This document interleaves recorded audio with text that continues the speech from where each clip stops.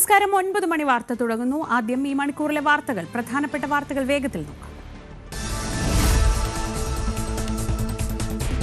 ശബരിമല സ്വർണ്ണക്കൊള്ളയിൽ തന്ത്രിയെ കസ്റ്റഡിയിൽ വാങ്ങാൻ അന്വേഷണ സംഘം. തന്ത്രിയുടെ സാമ്പത്തിക ഇടപാടുകൾ അന്വേഷിക്കണമെന്ന SIT. ആചാര ലംഘനം നടത്തി ഗൂഢാലോചനയിൽ പങ്കാളിയായെന്ന് റിമാൻഡ് റിപ്പോർട്ട്.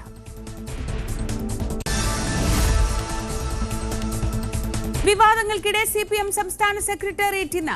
ശബരിമല സ്വർണ്ണക്കൊള്ളയിൽ ചർച്ച. AK ബാലന്റെ ജമാഅത്തെ ഇസ്ലാമി പരാമർശവും സംസ്ഥാന സെക്രട്ടേറിയറ്റിലേക്ക്. നിയമസഭാ തെരഞ്ഞെടുപ്പ് ഒരുക്കം വിലയിരുത്താൻ BJP കേന്ദ്ര നേതൃത്വം. അമിത് ഷാ ഇന്ന് തിരുവനന്തപുരത്തെത്തുന്നു.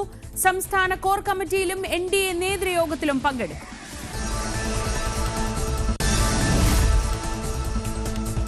കേരള ഹൈക്കോടതിയുടെ ചീഫ് ജസ്റ്റിസായി ജസ്റ്റിസ് സൗമെൻ സെൻ ഇന്ന് ചുമതലയേൽക്കും. സത്യപ്രതിജ്ഞ രാവിലെ 11-ന് ലോക്ഭവനിൽ. പ്രധാനമന്ത്രി നരേന്ദ്രമോദി 3 ദിവസത്തെ സന്ദർശനത്തിന് ഇന്ന് ഗുജറാത്തിൽ. സോമനാഥ്, രാജ്കോട്ട്, അഹമ്മദാബാദ് എന്നിവിടങ്ങളിലെ പരിപാടികളിൽ പങ്കെടുക്കും. രാത്രി 8 മണിക്ക് സോമനാഥ ക്ഷേത്രത്തിൽ ഭക്തർക്കൊപ്പം ഓംകാർ മന്ത്രജപം. മറ്റന്നാൾ അഹമ്മദാബാദിൽ ജർമ്മൻ ചാൻസലർ ഫ്രെഡറിക് മേഴ്സുമായി കൂടിക്കാഴ്ച. ബംഗ്ലാദേശിൽ ന്യൂനപക്ഷങ്ങൾക്ക് നേരെ ആക്രമണം തുടരുന്നതിൽ ആശങ്ക പ്രകടിപ്പിച്ച് ഇന്ത്യ. ആക്രമണങ്ങൾ തടയണമെന്ന് ധാക്കയുടെ ഇന്ത്യൻ വിദേശകാര്യ മന്ത്രാലയം. ഹിന്ദുക്കൾക്കെതിരായ ആക്രമണങ്ങളിൽ ആശങ്ക രേഖപ്പെടുത്തി ബ്രിട്ടീഷ് മുൻ ആഭ്യന്തര സെക്രട്ടറി പ്രീതി പട്ടേൽ.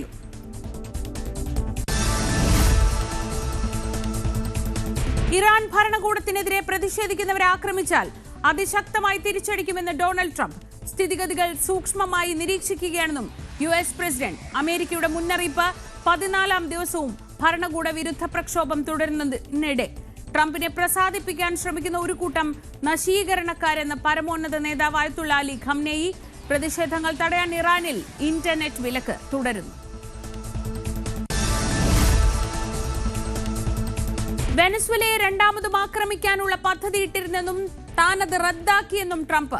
അടുത്തയാഴ്ച വെനസ്വേലൻ പ്രതിപക്ഷ നേതാവ് മരിയ കൊറീന മെച്ചാഡോയെ കാണാൻ പദ്ധതിയുണ്ടെന്നും US പ്രസിഡന്റ്. തിരുവനന്തപുരം കിളിമാനൂരിൽ വാഹനമിടിച്ച് യുവതി മരിച്ച സംഭവത്തിൽ വിവാദം. വാഹനത്തിൽ നിന്ന് ഫയർഫോഴ്സ് ഉദ്യോഗസ്ഥന്റെ തിരിച്ചറിയൽ കാർഡ് ലഭിച്ചു. പ്രതികൾ ലഹരി ഉപയോഗിച്ച് വാഹനം ഓടിച്ച് അപകടമുണ്ടാക്കിയെന്ന ആരോപണം. മൂന്നാർ ടൗണിൽ തെരുവ് നായയുടെ ആക്രമണത്തിൽ നിന്ന് പെൺകുട്ടി രക്ഷപ്പെട്ടത് തലനാരിഴയ്ക്ക്. ഒച്ചവെച്ചതോടെ നായ പിന്തിരിഞ്ഞു. മൂന്നാറിൽ തെരുവ് നായയുടെ കടിയേറ്റത് വിനോദസഞ്ചാരികളടക്കം നിരവധി പേർക്ക്. വിശദമായ വാർത്തകൾ നോക്കാം. ശബരിമല സ്വർണ്ണക്കൊള്ളയിൽ കൂടുതൽ അന്വേഷണത്തിന് തന്ത്രിയെ കസ്റ്റഡിയിൽ വാങ്ങാൻ അന്വേഷണ സംഘം. ചൊവ്വാഴ്ച തന്ത്രി ജാമ്യാപേക്ഷ നൽകുന്നതിന് മുൻപ് തന്നെ കസ്റ്റഡിയിൽ വാങ്ങാനാണ് SITയുടെ നീക്കം. തന്ത്രിയുടെ സാമ്പത്തിക ഇടപാടിൽ അന്വേഷണം വേണം. തന്ത്രിയെ ചോദ്യം ചെയ്യേണ്ടത് അനിവാര്യമെന്നും ആചാര ലംഘനം നടത്തി ഗൂഢാലോചനയിൽ പങ്കാളിയായെന്നും കൊല്ലം വിജിലൻസ് കോടതിയിൽ സമർപ്പിച്ച റിമാൻഡ് റിപ്പോർട്ടിൽ പറയുന്നു. ഡാൻ കുര്യൻ വിവരങ്ങളുമായി. Dan, good morning. ശബരിമല സ്വർണ്ണക്കൊള്ള കേസിലെ ഏറ്റവും പ്രധാനപ്പെട്ട ഒരു നീക്കമായിരുന്നു ഇന്നലെ SITയുടെ ഭാഗത്തു നിന്നുണ്ടായത്. ഒരു സൂചന പോലും നൽകാതെ പത്മകുമാറിന്റെ ജാമ്യാപേക്ഷയിൽ ഉൾപ്പെടെ എവിടെയും ഈ ഒരു പങ്കിനെ കുറിച്ചൊന്നും കാര്യമായി പറയാതെ തന്നെ കൃത്യമായി SIT ഇന്നലെ ഒരു നീക്കത്തിലൂടെ ശബരിമല തന്ത്രി കണ്ഠരര് രാജീവരെ അറസ്റ്റ് ചെയ്യുകയായിരുന്നു. ഇനി അറിയേണ്ടത് ഈ ആചാര ലംഘനത്തിനപ്പുറത്തേക്ക് ഈ ഗൂഢാലോചനയിൽ പങ്കാളിയായി അതുവഴി സാമ്പത്തിക നേട്ടം ഉണ്ടാക്കിയിട്ടുണ്ടോ, അല്ലെങ്കിൽ ഈ തട്ടിപ്പിൽ പങ്കാളിയായിട്ടോ ഉണ്ടോ എന്നതാണ്. ഈ റിമാൻഡ് റിപ്പോർട്ടിലെ സൂചനകൾ അനുസരിച്ച് SITയുടെ നീക്കങ്ങൾ എന്താണ്? SITയുടെ അടുത്ത നടപടി എന്തായിരിക്കും?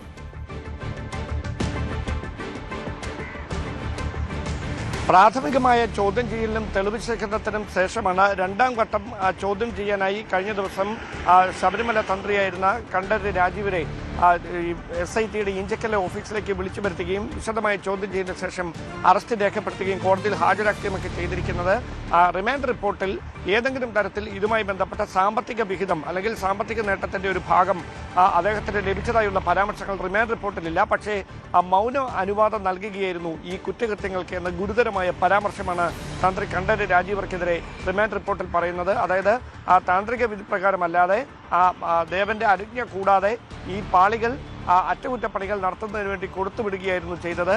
മാത്രമല്ല ഉണ്ണികൃഷ്ണൻ പോറ്റിയും തന്ത്രി കണ്ഠരര് രാജീവരും തമ്മിൽ 2004 മുതലുള്ള ബന്ധമുണ്ട്. 2004 മുതൽ 2008 വരെ ശബരിമലയിലെ കീഴ്ശാന്തിയുടെ പരികർമ്മിയായി അദ്ദേഹം അവിടെ സേവനം ചെയ്യുന്ന സമയം മുതൽ തുടങ്ങിയതാണ് ഉണ്ണികൃഷ്ണൻ പോറ്റിക്ക് തന്ത്രി കണ്ഠരര് രാജീവരുമായിട്ടുള്ള ബന്ധം. മറ്റൊരു ക്ഷേത്രത്തിൻ്റെ ചുമതലയിലും തന്ത്രി കണ്ഠരര് രാജീവർ ഉണ്ടായിരുന്നപ്പോൾ അവിടെയും സഹായിയായി ഉണ്ണികൃഷ്ണൻ പോറ്റി ഒപ്പമുണ്ടായിരുന്നു. അങ്ങനെ ഏതാണ്ട് 10-15 വർഷത്തിനും അധികമുള്ള ബന്ധം ഇരുവർക്കുമിടയിലുണ്ട്. ആ ബന്ധം ഈ കുറ്റകൃത്യത്തിൽ കൃത്യമായി ഉപയോഗിക്കപ്പെട്ടിട്ടുണ്ട് എന്നാണ് SITയുടെ റിമാൻഡ് റിപ്പോർട്ടിലെ പ്രധാനപ്പെട്ട പരാമർശം. അതുകൊണ്ട് തന്നെ സാമ്പത്തികമായ നേട്ടം ഇങ്ങനെയൊരു സ്വർണ്ണക്കൊള്ള നടത്തിയതിലൂടെ തന്ത്രിക്ക് ലഭിച്ചു എന്ന് പ്രത്യക്ഷമായി ഒരു പരാമർശവും റിമാൻഡ് റിപ്പോർട്ടിൽ ഇല്ല എങ്കിലും അവിടെ സൂചിപ്പിക്കുന്ന കാര്യം ഈ കുറ്റകൃത്യം നേരത്തെ തന്നെ അറിഞ്ഞിട്ടും, അതായത് ഈ പാളികൾ അവിടെ നിന്ന് 2019 കൊണ്ടുപോയി എന്ന കാര്യം കൃത്യമായി മനസ്സിലാക്കിയിട്ടും അതിനുശേഷം നടന്ന പൂജാവേളകളിലൊക്കെ അദ്ദേഹത്തിൻ്റെ സാന്നിധ്യം, തന്ത്രിയുടെ സാന്നിധ്യം ക്ഷേത്രത്തിൽ ഉണ്ടായിരുന്നിട്ടും അദ്ദേഹം ഇതിനെക്കുറിച്ച് ഇതൊരു തട്ടിപ്പാണെന്ന് അറിഞ്ഞില്ലായിരുന്നുവെങ്കിൽ പിന്നെ എന്തുകൊണ്ട് ഇത് സംബന്ധിച്ച് ദേവസ്വം ബോർഡിനെയോ ഉത്തരവാദിത്തപ്പെട്ട ഉദ്യോഗസ്ഥരെയോ വിവരങ്ങൾ ധരിപ്പിച്ചില്ല? അതുതന്നെയാണ് മൗനാനുവാദം നൽകിയെന്ന പരാമർശത്തിലൂടെ SIT റിമാൻഡ് റിപ്പോർട്ടിൽ എടുത്തു പറയുന്ന കാര്യം. അങ്ങനെയെങ്കിൽ തന്ത്രിയെ എത്രയും പെട്ടെന്ന് കസ്റ്റഡിയിൽ വാങ്ങി ചോദ്യം ചെയ്യാനുള്ള തുടർ നീക്കങ്ങളിലേക്കായിരിക്കും അന്വേഷണ സംഘം കിടക്കുക. ഇന്നിപ്പോൾ ശനിയാഴ്ചയാണ്. ഒരുപക്ഷെ തിങ്കളാഴ്ചയോ ചൊവ്വാഴ്ചയോ ആയി കസ്റ്റഡി അപേക്ഷ നൽകി ജാമ്യാപേക്ഷ സമർപ്പിക്കുന്നതിന് മുമ്പ് തന്നെ കസ്റ്റഡിയിൽ വാങ്ങി വിശദമായി ചോദ്യം ചെയ്യാനുള്ള ഒരു നീക്കമായിരിക്കും SITയുടെ ഭാഗത്തു നിന്നുണ്ടാകുക. അതോടൊപ്പം തന്ത്രിയെയും ഉണ്ണികൃഷ്ണൻ പോറ്റിയെയും പത്മകുമാറിനെയും ഒരുമിച്ചിരുത്തി ചോദ്യം ചെയ്യാനുള്ള നീക്കവും SITയുടെ ഭാഗത്തു നിന്ന് ഉണ്ടായേക്കുമെന്നാണ് സൂചന. ശരി, ഡാൻ കുര്യനാണ് വിവരങ്ങൾ നൽകിയത്. എന്തായാലും ശബരിമല സ്വർണ്ണ കൊള്ളക്കേസ് ഏറ്റവും പ്രധാനപ്പെട്ട ഒരു ഘട്ടത്തിലേക്കാണ്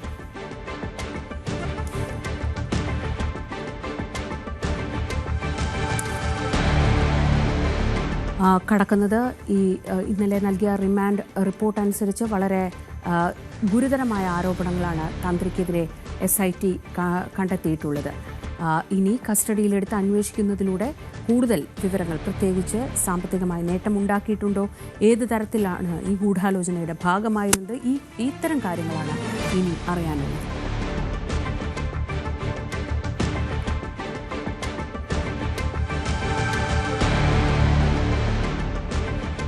ശബരിമല തന്ത്രി കുടുംബം നാണക്കേടിന്റെ പടുകുഴിയിൽ വീഴുന്നത് ഇതാദ്യമല്ല. ചെങ്ങന്നൂർ മുണ്ടങ്കാവ് താഴമൺ മഠത്തിന്റെ മുഴുവൻ സൽപ്പേരും ചോദ്യം ചെയ്യപ്പെട്ട ആദ്യ സംഭവമുണ്ടായത് 2 പതിറ്റാണ്ട് മുൻപെയാണ്. ഇപ്പോൾ അറസ്റ്റിലായ തന്ത്രി കണ്ഠരര് രാജീവരുടെ പിതൃ സഹോദരനും അന്നത്തെ ശബരിമല വലിയ തന്ത്രിയുമായ കണ്ഠരര് മഹേശ്വരരുടെ മകൻ കണ്ഠരര് മോഹനരാണ് അന്ന് കുടുംബത്തിനാകെ നാണക്കേടുണ്ടാക്കിയത്. ആ കേസിന്റെ വിശദാംശങ്ങളിലേക്ക്.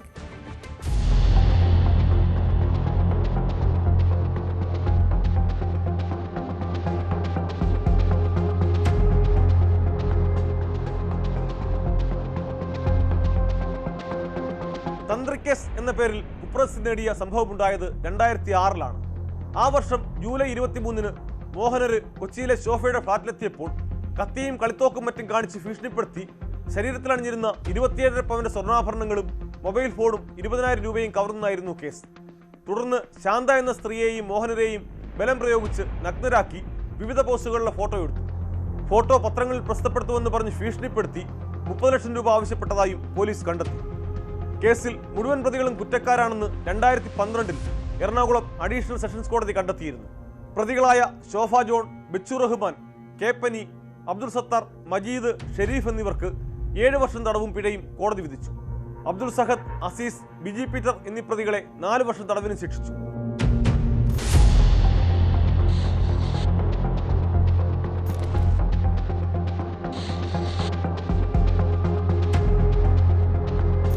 തന്ത്രിയെ കുടുക്കിയതിന്റെ ബുദ്ധികേന്ദ്രം ശോഭ ജോണും ബിച്ചു റഹ്മാനുമാണെന്ന് കോടതി കണ്ടെത്തിയിരുന്നു. തന്ത്രി ഇവരുടെ ഫ്ളാറ്റിലെത്തിയത് അനാശാസ്യത്തിനല്ലെന്ന് വിലയിരുത്തിയ കോടതി മറിച്ചു തെളിയിക്കാൻ പ്രതിഭാഗത്തിന് കഴിഞ്ഞില്ലെന്നും വിധിന്യായത്തിൽ വ്യക്തമാക്കിയിരുന്നു.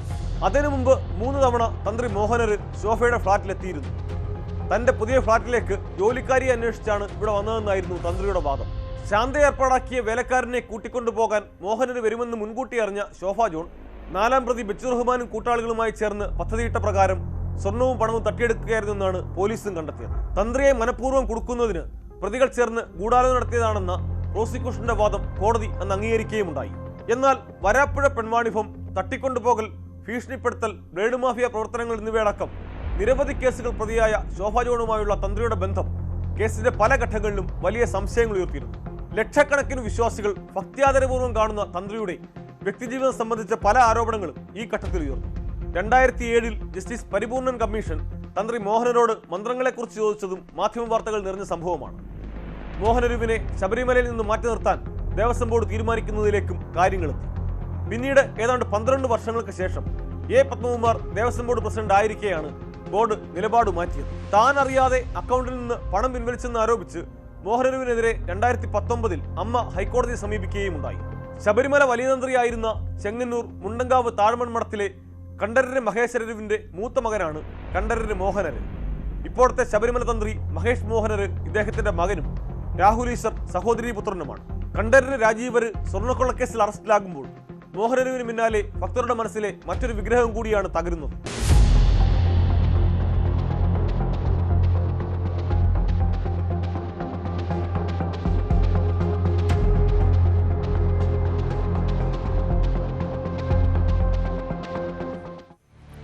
താഴമൺ കുടുംബം മറ്റൊരു വലിയ വിവാദത്തിൽപ്പെടുന്നത് 2006-ലാണ്. അന്ന് കന്നഡ നടി ജയമാല നടത്തിയ വെളിപ്പെടുത്തൽ അക്ഷരാർത്ഥത്തിൽ വിശ്വാസി സമൂഹത്തെ ആകെ ഞെട്ടിച്ചു.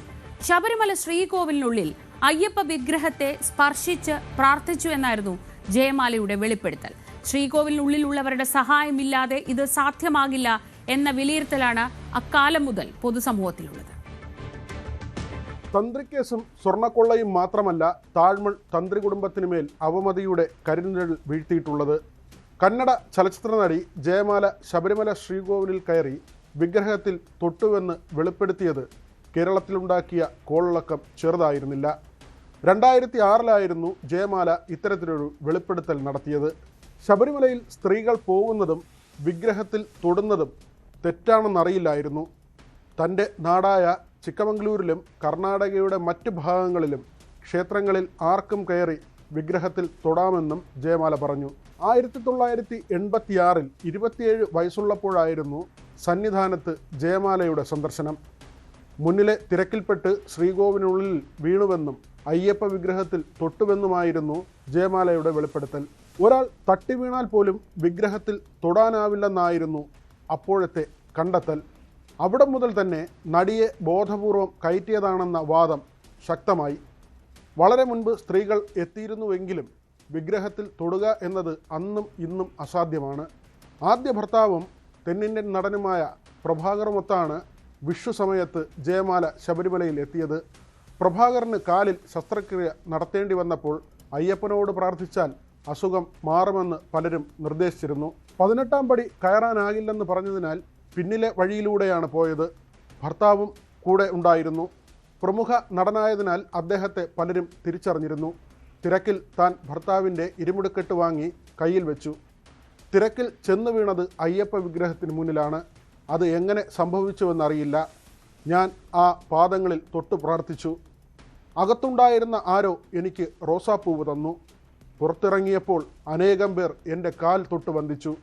അയ്യപ്പനെ തൊട്ടയാളെ ഇങ്ങനെ തൊട്ട് പ്രാർത്ഥിക്കുന്നത് കണ്ടപ്പോൾ അയ്യപ്പൻ്റെ മഹത്വം ഞാൻ തിരിച്ചറിഞ്ഞു. ഇങ്ങനെയായിരുന്നു ജയമാലയുടെ വെളിപ്പെടുത്തൽ. ശബരിമലയിൽ 2006-ൽ നടന്ന ദേവപ്രശ്നത്തിൽ പങ്കെടുത്ത 21 ജ്യോത്സ്യന്മാരിൽ ഒരാളായ ഉണ്ണികൃഷ്ണ പണിക്കർ അയ്യപ്പ വിഗ്രഹത്തിൽ സ്ത്രീ സ്പർശമുണ്ടായെന്ന വെളിപ്പെടുത്തൽ നടത്തി. ജയമാലയിൽ നിന്ന് നേരത്തെ തന്നെ വിവരം മനസ്സിലാക്കിയ ജ്യോതിഷി ഇങ്ങനെ ഒരു വെളിപ്പെടുത്തൽ നടത്തിയെന്ന കണ്ടെത്തലാണ് പിന്നീടുണ്ടായത്. പ്രശസ്തി ലാക്കാക്കി സഹായിയായ AN രഘുപതിയുടെ സഹായത്തോടെ നടി ജയമാലയെ ഫോണിൽ ബന്ധപ്പെട്ട് പിന്നീട് ഇക്കാര്യം സ്ഥിരീകരിക്കാൻ ഉണ്ണികൃഷ്ണ പണിക്കർ പ്രേരിപ്പിച്ചുവെന്നും ഈ നടപടി ഭക്തരുടെ മതവികാരം വ്രണപ്പെടുത്തിയെന്നതിൻ്റെയും പേരിലായിരുന്നു ഒടുവിൽ ജ്യോത്സ്യരെ കൂടി പ്രതി ചേർത്ത് കേസെടുത്തത്. കേസ് 2012 ജൂലൈയിൽ ഹൈക്കോടതി റദ്ദാക്കി. പ്രതികളായ പരപ്പനങ്ങാടി ഉണ്ണികൃഷ്ണ പണിക്കർ, ജയമാല, ബംഗളൂരു സ്വദേശി AN രഘുപതി എന്നിവർക്കെതിരെയുള്ള അന്തിമ റിപ്പോർട്ട് റദ്ദാക്കിയ കോടതി ഇവർക്കെതിരെയുള്ള മജിസ്ട്രേറ്റ് കോടതിയുടെ തുടർ നടപടികളും റദ്ദാക്കി.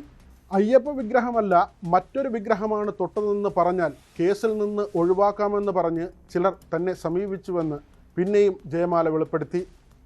ഞാൻ സത്യത്തിൽ ഉറച്ചു നിൽക്കുന്നു. അയ്യപ്പ വിഗ്രഹത്തിലാണ് ഞാൻ സ്പർശിച്ചത്. ഏറ്റവും ഒടുവിലും ജയമാലയുടെ നിലപാട് ഇങ്ങനെയായിരുന്നു. അങ്ങനെ തൊടാൻ കഴിഞ്ഞുവെങ്കിൽ അതിന് സഹായിച്ചവരെക്കുറിച്ച് ജയമാല പറയാത്തത് ചിലരെ സംരക്ഷിക്കാൻ വേണ്ടി മാത്രമാണ്. അന്ന് അങ്ങനെയെങ്കിൽ രക്ഷപ്പെട്ടു പോയത് ഇതേ ദൈവതുല്യരും.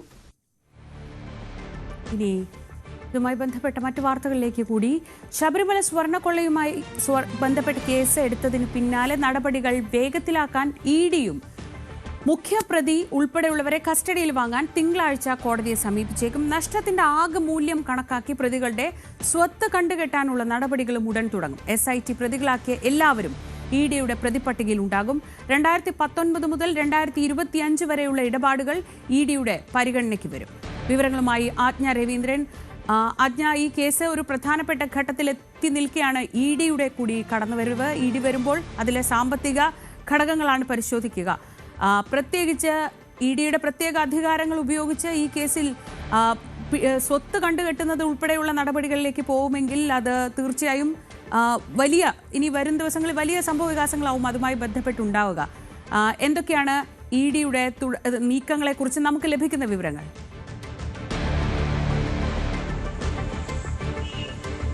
ശ്രീജ, മുഖ്യ പ്രതികളായിട്ടുള്ള എല്ലാവരെയും ഇഡി കസ്റ്റഡിയിൽ വാങ്ങി ചോദ്യം ചെയ്യുമെന്നാണ് മനസ്സിലാക്കുന്നത്. എന്തായാലും SIT പ്രതി ചേർക്കപ്പെട്ടിട്ടുള്ള എല്ലാവരെയും ചേർത്ത് തന്നെയാണ് ഇതുമായി ബന്ധപ്പെട്ട ഇഡി ECIR രജിസ്റ്റർ ചെയ്തിരിക്കുന്നത്. അതുകൊണ്ട് തന്നെ ഇഡി ശ്രീജ സൂചിപ്പിച്ചതുപോലെ ഇതുമായി ബന്ധപ്പെട്ടുള്ള പ്രതികളുടെ സ്വത്ത് കണ്ടുകെട്ടുക എന്നുള്ള നീക്കത്തിലേക്ക് കൂടി ഒരുപക്ഷെ അത് ഫ്രീസ് ചെയ്യുന്ന ഒരു നീക്കത്തിൽ അടിയന്തരമായി കടന്നേക്കുമെന്നാണ് മനസ്സിലാക്കാൻ കഴിയുന്നത്. തിങ്കളാഴ്ച മുഖ്യ പ്രതികൾ അടക്കമുള്ള എല്ലാവരെയും കസ്റ്റഡിയിൽ വാങ്ങി ചോദ്യം ചെയ്യാൻ ഒരുങ്ങിയാണ് കൊച്ചി സോണൽ ഡിവിഷൻ. അതേസമയം തന്നെ 2019 മുതൽ 2025 വരെയുള്ള വിവരങ്ങളാണ് ഇഡി അന്വേഷിക്കുന്നത്. അതേസമയം 98 മുതലുള്ള വിവരങ്ങളുടെ കാര്യങ്ങളും അതുമായി ബന്ധപ്പെട്ട് ഈ സ്വർണ്ണക്കൊള്ളയുമായി ബന്ധപ്പെട്ടുണ്ടായിട്ടുള്ള അഴിമതികളും കൃത്യമായി ഇഡി അന്വേഷിക്കുമെന്നാണ്. കേന്ദ്ര സർക്കാരിന്റെ പ്രത്യേക അനുമതിയോടുകൂടിയാണ് ഇഡിയുടെ കൊച്ചി സോണൽ ഓഫീസ് ഇതുമായി ബന്ധപ്പെട്ടുള്ള അന്വേഷണം നടത്തുന്നത് എന്നാണ് മനസ്സിലാക്കാൻ കഴിയുന്നത്. എന്തായാലും ഇന്നലെ അറസ്റ്റിലായിട്ടുള്ള തന്ത്രി അടക്കമുള്ള ആളുകൾ അന്വേഷണ പരിധിയിൽ വരും. ഇവരുടെ സ്വത്ത് വിവരങ്ങൾ കൂടുതൽ അന്വേഷിക്കും. ഈ പറയുന്ന കാലയളവിൽ അതായത് കോടികളുടെ അഴിമതിയാണ് ഇതുമായി ബന്ധപ്പെട്ട് നടന്നിട്ടുള്ളത്. സ്വർണ്ണ കൊള്ളയുമായി ബന്ധപ്പെട്ടും സ്വർണം പണമാക്കി മാറ്റിയതുമായി ബന്ധപ്പെട്ടുമുള്ള വിവരങ്ങൾ ഇഡി അന്വേഷിക്കുന്നുണ്ട്. ഇതിൽ മാത്രമല്ല PMLA പ്രകാരമാണ് കേസ് രജിസ്റ്റർ ചെയ്തിട്ടുള്ളത്. അതുകൊണ്ട് തന്നെ ഇതിലേക്ക് കള്ളപ്പണം വരാനുള്ള സാധ്യതകൾ ഏതൊക്കെയാണ്, കള്ളപ്പണം ഇടപാടുകൾ കണ്ടെത്തിയിട്ടുണ്ട് എന്നുള്ളതാണ് ഇഡി ഈ വൃത്തങ്ങളിൽ നിന്നും മനസ്സിലാക്കാൻ കഴിയുന്നത്. കൊല്ലത്തെ വിജിലൻസ് കോടതിയിൽ നിന്നുമാണ് ഇഡി ഇതുമായി ബന്ധപ്പെട്ട പ്രത്യേക അനുമതി വാങ്ങിയ ശേഷം SITയിൽ നിന്നും ഇതിന്റെ വിവരങ്ങൾ ശേഖരിക്കുകയായിരുന്നു. അതിനുശേഷമാണ് ഇഡി ECIR നടപടികളിലേക്ക് കടന്നിട്ടുള്ളത്. മാത്രമല്ല ഈ പ്രതികളെ ചോദ്യം ചെയ്ത ശേഷം തിങ്കളാഴ്ച മുതൽ അതിനുള്ള പ്രൊസീജിയർ നടക്കുമെന്നാണ് മനസ്സിലാക്കാൻ കഴിയുന്നത്. പക്ഷേ 2 ദിവസം മുൻപ് തന്നെ ഇഡിക്ക് ഇതുമായി ബന്ധപ്പെട്ടുള്ള തയ്യാറെടുപ്പുകൾ ഇഡി നടത്തി കഴിഞ്ഞിരുന്നതാണ്. പക്ഷേ ഇന്നലെ ECIR രജിസ്റ്റർ ചെയ്യുന്ന ഒരു സാഹചര്യത്തിലേക്ക് എത്തിയത് തന്നെ ഇതിനിടയിൽ തന്നെ കേരളവുമായി ബന്ധപ്പെട്ട മറ്റു ചില കേസുകളും PV അൻവർ ഉൾപ്പെടെയുള്ള കാര്യങ്ങൾ അങ്ങനെ ചില കേസുകൾ കൂടി ഇഡിയുടെ പരിഗണനയിൽ ഇരുന്നത് കൊണ്ടാണ് അതിന് ചെറിയ താമസമുണ്ടായത്. എന്തായാലും ഇന്നലെ ECIR രജിസ്റ്റർ ചെയ്ത ഇഡിയുടെ പ്രത്യേക സംഘം അന്വേഷണം തുടങ്ങിയിട്ടുണ്ട്. SIT നൽകിയിരിക്കുന്ന രേഖകളുടെ അടിസ്ഥാനത്തിൽ തന്നെയാണ് നേരത്തെ ഇഡി SITയോട് ഇതുമായി ബന്ധപ്പെട്ട രേഖകൾ ഇതിൽ കള്ളപ്പണ ഇടപാട് നടന്നിട്ടുണ്ടോ എന്നുള്ള കാര്യം അന്വേഷിക്കാൻ വേണ്ടി ഇഡി ഇടപെട്ട സാഹചര്യത്തിൽ SIT ഹൈക്കോടതിയുടെ പരിഗണനയിൽ ഇരിക്കുന്ന ഒരു സാഹചര്യത്തിൽ കോടതിയുടെ അനുമതിയില്ലാതെ നൽകാൻ കഴിയാത്ത സാഹചര്യം കൂടിയുള്ളതുകൊണ്ട് അത് വിവരങ്ങൾ നൽകിയിരുന്നില്ല. അതേസമയം കൊല്ലം വിജിലൻസ് കോടതിയാണ് ഇതുമായി ബന്ധപ്പെട്ട രേഖകൾ ഇഡിക്ക് കൈമാറാൻ ഉത്തരവിട്ടത്. അതിനുശേഷമാണ് ഇഡി രേഖകൾ പരിശോധിക്കുകയും ഇതുമായി ബന്ധപ്പെട്ടുള്ള ഇടപാടുകൾ പരിശോധിക്കുകയും തുടർന്ന് കഴിഞ്ഞ ദിവസം ECIR രജിസ്റ്റർ ചെയ്ത് ഇതുമായി ബന്ധപ്പെട്ടുള്ള കേസ് അന്വേഷണം തുടങ്ങിയിരിക്കുന്നത്. എന്തായാലും വരും ദിവസങ്ങളിൽ ഇതുമായി ഈ 2019 മുതൽ 2025 വരെയുള്ള ഈ പ്രതികളുടെ എല്ലാം സ്വത്ത് സമ്പാദനം, അതുമായി ബന്ധപ്പെട്ടുള്ള വേരിയേഷൻ, ഇത്ര അനധികൃത സ്വത്ത് സമ്പാദനം ഉണ്ടായിട്ടുണ്ടോ തുടങ്ങിയ കാര്യങ്ങളൊക്കെ പരിശോധിച്ച ശേഷം ഈ സ്വത്തുക്കൾ ഫ്രീസ് ചെയ്യാൻ താൽക്കാലികമായി അറ്റാച്ച് ചെയ്യാനുള്ള നീക്കം ആദ്യം തന്നെ ഇഡിയുടെ ഭാഗത്തുനിന്ന് ഉണ്ടാകുമെന്നാണ് മനസ്സിലാക്കാൻ കഴിയുന്നത്. അതിനുശേഷമായിരിക്കും ഒരു പക്ഷേ ഈ സ്വത്ത് കണ്ടുകെട്ടൽ നടപടികളിലേക്ക് കടക്കുക. എന്തായാലും തിങ്കളാഴ്ച മുതൽ ഇതിനുള്ള അതായത് മറ്റ് ഇതുവരെയുള്ള പ്രതികളെയെല്ലാം ഓരോരുത്തരെയും കസ്റ്റഡിയിൽ വാങ്ങി ചോദ്യം ചെയ്യാനുള്ള നീക്കത്തിലാണ് ഇഡിയുടെ കൊച്ചി സോണൽ ഓഫീസ്. ശ്രീജ, ആജ്ഞ രവീന്ദ്രനാണ്. മറ്റു വാർത്തകളിലേക്ക് മടങ്ങിയെത്താം ഇടവേളയ്ക്ക് ശേഷം.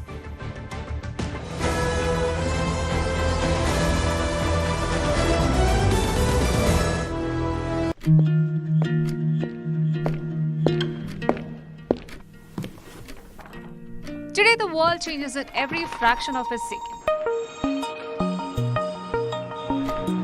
തീരുമാനങ്ങൾ, സംഭവങ്ങൾ, അതിവേഗ മാറ്റങ്ങൾ, പ്രതിസന്ധികൾ, ഉയരുന്ന ശബ്ദങ്ങൾ. In a world moving this fast, staying still is not an option. Just ഒരു ഹാഫ് ആൻ അവറിൽ ലോകം ചുറ്റാൻ പറ്റും.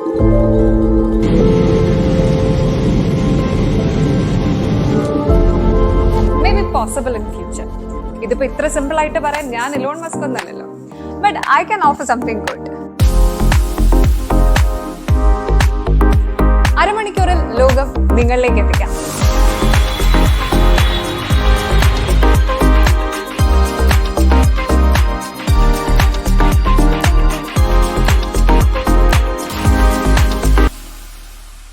കത്തുന്ന ഹെഡ്ലൈറ്റിൽ ഓടിക്കൊണ്ടിരിക്കുന്ന റോഡ്.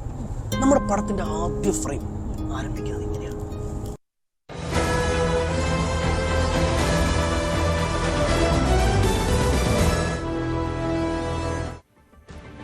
തിരുവനന്തപുരം കിളിമാനൂരിൽ ഥാർ ഇടിച്ച് യുവതി മരിച്ച സംഭവം വിവാദമാവുന്നു. വാഹനത്തിൽ നിന്ന് ഫയർഫോഴ്സ് ഉദ്യോഗസ്ഥന്റെ തിരിച്ചറിയൽ കാർഡ് ലഭിച്ചു. പ്രതികൾ ലഹരി ഉപയോഗിച്ച് വാഹനമോടിച്ചാണ് അപകടമുണ്ടാക്കിയതെന്നാണ് നാട്ടുകാരുടെ ആരോപണം. വിവരങ്ങളുമായി അഭിലാഷ് ചേരുന്നു. അഭിലാഷ്, അതിദാരുണമായ ഒരു അപകടമായിരുന്നു ഉണ്ടായിരുന്നത്. ഇപ്പോൾ ഈ വാഹനത്തെ സംബന്ധിച്ചും വാഹനം ഓടിച്ചവരെ കുറിച്ചും എന്ത് വിവരങ്ങളാണ് ഇപ്പോൾ ലഭിക്കുന്നത്?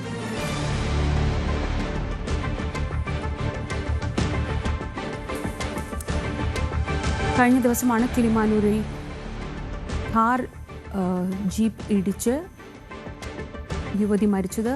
ഈ സംഭവ സ്ഥലത്ത് നിന്ന് വാഹനവുമായി അപകടത്തിന് ശേഷം അവർ കടന്നു കളയുകയായിരുന്നു. പിന്നീട് ഈ വാഹനം ഉപേക്ഷിച്ച നിലയിൽ കണ്ടെത്തി. ആ സംഭവത്തിലാണിപ്പോൾ വളരെ നിർണായകമായ വിവരങ്ങൾ ലഭിക്കുന്നത്. അഭിലാഷ് വിശദാംശങ്ങൾ നൽകും. അഭിലാഷ്, ഈ കാറിൻ്റെ ഉടമകളെക്കുറിച്ച്, ഈ അപകടത്തെക്കുറിച്ച് എന്തൊക്കെ വിവരങ്ങളാണ് ഇപ്പോൾ നമുക്ക് ലഭിക്കുന്നത്? സ്ഥലത്തു നിന്നും കടന്നു കളഞ്ഞ വാഹനം അന്ന് തന്നെ പോലീസ് കസ്റ്റഡിയിലെടുത്തിരുന്നു. ആ വാഹനത്തിൽ നിന്നും ഒരാളെ കൂടി പോലീസ് ഇന്ന് കസ്റ്റഡിയിലെടുത്തു. എന്നാൽ അയാളെ സ്റ്റേഷൻ ജാമ്യത്തിൽ വിടുകയാണ് ഉണ്ടായത്. ഇതിനെതിരെയാണ് ഇപ്പോൾ നാട്ടുകാരുടെയും ഈ മരണപ്പെട്ട അംബികയുടെയും കുടുംബവും വളരെയധികം പ്രതിഷേധമായി മുന്നോട്ട് വന്നിട്ടുള്ളത്. ഈ വാഹനത്തിന്റെ ഉടമയെ പറ്റി പോലീസിന് വിവരം ലഭിച്ചിട്ടുണ്ടെന്നാണ് പോലീസിന്റെ ഭാഗത്ത് അറിയാൻ കഴിയുന്നത്. എന്നാൽ വാഹനം ഉടമ തന്നെയാണോ ഓടിച്ചത് എന്നുള്ള കാര്യം പോലും പോലീസിന് ഇപ്പോഴും വ്യക്തതയില്ലാതെ തുടരുന്നുണ്ട്. ഈ അപകടം സംബന്ധിച്ച് മനഃപൂർവ്വമല്ലാത്ത നരഹത്യക്കാണ് പോലീസ് കേസ് എടുത്തിരിക്കുന്നത്. എന്നാൽ ഇത് അങ്ങനെ ആ വകുപ്പ് മാറ്റണമെന്നും കൂടുതൽ ശക്തമായ വകുപ്പുകൾ കൂടി ഉൾപ്പെടുത്തണമെന്നുമാണ് അംബികയുടെ കുടുംബം ആവശ്യപ്പെടുന്നത്. കാരണം യാതൊരു ദൈവവുമില്ലാതെ ഈ വാഹനം ഇടിച്ചു കയറ്റിയ ശേഷം നിർത്താതെ ഓടിച്ച് പോകുന്ന സാഹചര്യമാണ് ഉണ്ടായത്. മാത്രമല്ല, ഇവർ ഈ അപകട സമയത്ത് ലഹരി ഉപയോഗിച്ചിരുന്നോ എന്ന സംശയവും നാട്ടുകാർക്കും അതുപോലെ തന്നെ ഇവരുടെ ബന്ധുക്കൾക്കും എല്ലാം ഉണ്ട്. ഈ കാര്യങ്ങൾ കൂടി പോലീസ് കൂടുതൽ വ്യക്തത വരുത്തേണ്ടത് വളരെ അത്യാവശ്യം തന്നെയാണ്. എന്നാൽ ഈ വളരെ നിസ്സംഗമായ ഒരു നിലപാടാണ് ഈ കാര്യത്തിൽ പോലീസ് ഇപ്പോൾ എടുത്തുകൊണ്ടിരിക്കുന്നത്. ശരി, അഭിലാഷാണ് വിവരങ്ങൾ നൽകിയത്.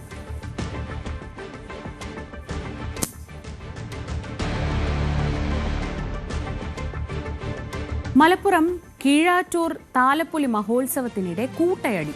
കീഴാറ്റൂർ മുതുകുറിശിക്കാവ് അയ്യപ്പ ക്ഷേത്രത്തിലെ താലപ്പൊലി മഹോത്സവത്തിന് മുന്നോടിയായി നടത്തിയ നാടൻ പാട്ടിനിടെയാണ് സംഘർഷമുണ്ടായത്. പാട്ടിനൊപ്പം ഡാൻസ് ചെയ്യുന്നതുമായി ബന്ധപ്പെട്ട തർക്കമാണ് സംഘർഷത്തിൽ കലാശത്. ഉടൻ തന്നെ പോലീസ് ഇടപെട്ട് പ്രശ്നം പരിഹരിച്ചു.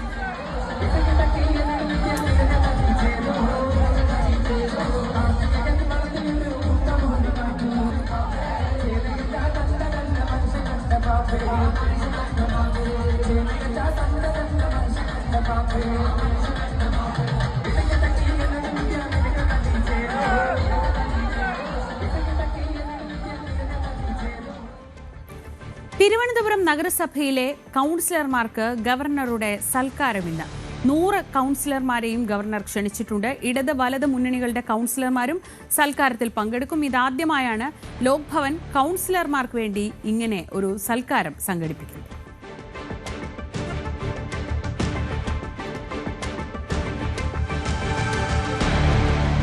കേരള ഹൈക്കോടതിയുടെ പുതിയ ചീഫ് ജസ്റ്റിസായി ജസ്റ്റിസ് സൗമെൻസൻ ഇന്ന് ചുമതലയേൽക്കും. രാവിലെ 11 മണിക്ക് തിരുവനന്തപുരം ലോക് ഭവനിൽ നടക്കുന്ന ചടങ്ങിൽ ഗവർണർ സത്യവാചകം ചൊല്ലിക്കൊടുക്കും. നിലവിലെ ചീഫ് ജസ്റ്റിസ് നിതിൻ ജാംദാർ വിരമിക്കുന്ന ഒഴിവിലേക്കാണ് മേഘാലയ ഹൈക്കോടതി ചീഫ് ജസ്റ്റിസായിരുന്ന സൗമെൻസെന്നിനെ നിയമിച്ചത്. ഇത് സംബന്ധിച്ച് കേന്ദ്ര സർക്കാരിന്റെ വിജ്ഞാപനം കഴിഞ്ഞ വ്യാഴാഴ്ച പുറത്തിറങ്ങിയിരുന്നു. കൊൽക്കത്ത സ്വദേശിയായ ജസ്റ്റിസ് സൗമെൻ സെൻ 1991 ജനുവരിയിലാണ് അഭിഭാഷകനായി എൻറോൾ ചെയ്തത്. കൊൽക്കത്ത ഹൈക്കോടതിയിൽ 20 വർഷത്തോളം അഭിഭാഷകനായി പ്രാക്ടീസ് ചെയ്ത അദ്ദേഹം 2011 ഏപ്രിലിൽ കൊൽക്കത്ത ഹൈക്കോടതി ജഡ്ജിയായി നിയമിതനായി. തുടർന്ന് 2025 സെപ്റ്റംബർ 26-നാണ് മേഘാലയ ഹൈക്കോടതി ചീഫ് ജസ്റ്റിസായി അദ്ദേഹത്തെ നിയമിച്ചത്. സുപ്രീം കോടതി കൊളീജിയത്തിന്റെ ശുപാർശ അംഗീകരിച്ചാണ് ഇപ്പോൾ അദ്ദേഹത്തെ കേരളത്തിലേക്ക് മാറ്റിയിരിക്കുന്നത്. മകരവിളക്കിന് ഇനി 4 ദിവസം മാത്രം. സന്നിധാനത്തെ ഒരുക്കങ്ങളും സുരക്ഷയും ദേവസ്വം ബോർഡും പോലീസും വിലയിരുത്തി. മകരവിളക്ക് ദിവസം വെർച്വൽ ക്യൂ വഴി 30,000 പേർക്കായിരിക്കും ദർശനം കിട്ടുക. മകരവിളക്ക് അടുത്തതോടെ സന്നിധാനത്തേക്ക് തീർത്ഥാടകരുടെ ഒഴുക്കാണ്.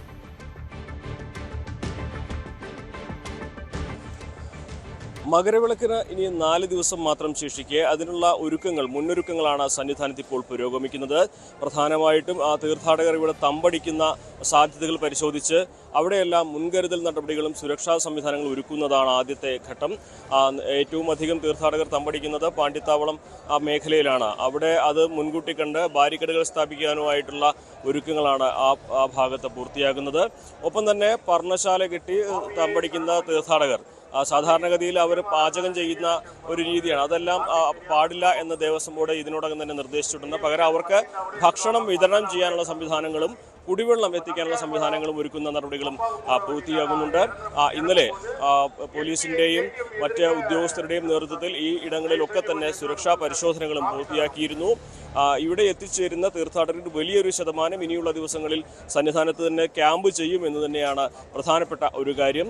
അതുകൊണ്ട് തന്നെ പമ്പയിൽ നിന്ന് സന്നിധാനത്തേക്കുള്ള തീർത്ഥാടകരുടെ തിരക്ക് അല്പം കുറഞ്ഞാൽ പോലും ഇവിടെ തിരക്ക് അനുഭവപ്പെടുന്ന ഒരു സാഹചര്യം തന്നെയായിരിക്കും ഉണ്ടാവുക. ഇന്നലെ മറ്റു ദിവസങ്ങളെ അപേക്ഷിച്ച് ഇന്നലത്തെ തിരക്ക് താരതമ്യേന കുറവായിരുന്നു എന്ന് പറയാം. 82,000 തീർത്ഥാടകർ മാത്രമാണ് പോലീസിന്റെ കണക്ക് പ്രകാരം ഇന്നലെ ഇവിടെ എത്തിയിട്ടുള്ളത്.